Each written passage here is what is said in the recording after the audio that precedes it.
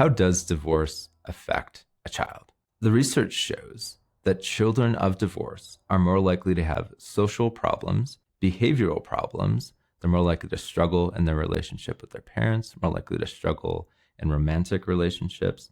They're more likely to get divorced themselves. They're more likely to struggle with depression and violence. They're at higher risk for suicidal attempts. They have more health problems. They have lower levels of success in school, more emotional problems, and lower self-esteem typically. And one source for those findings was a meta-analysis study. This wasn't just one study that found this. A meta-analysis study, if you're not familiar, is basically a summary study where researchers, instead of conducting their own study, they summarize the findings of studies that have already been conducted.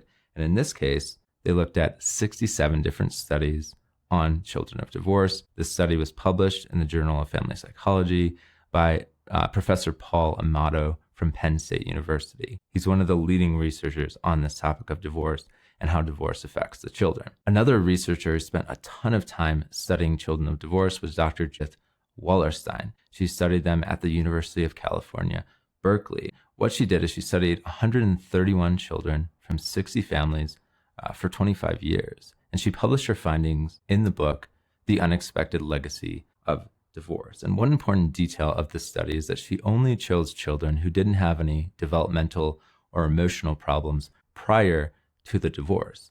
And then she observed the effects that the divorce had on them and compared them to their peers who came from intact families.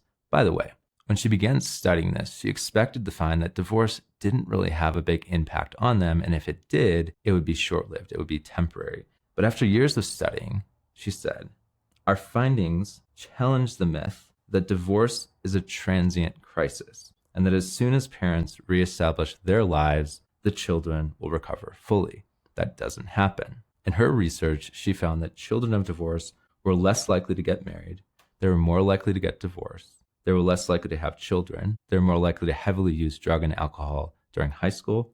They were less likely to finish high school. They were less likely to go to college, more likely to drop out, less likely to receive financial support from their parents for college. And the men, interestingly, were less likely to enter an intimate relationship.